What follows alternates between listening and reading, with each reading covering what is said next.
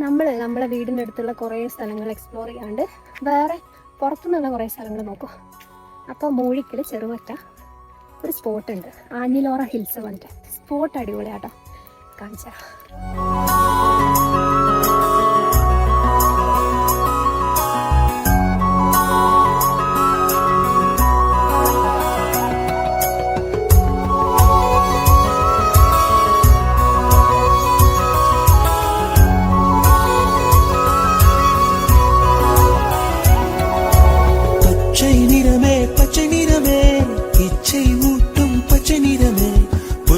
சிரிப்பும் பச்சை நிறமே எனக்கு சம்மதம் தருவே.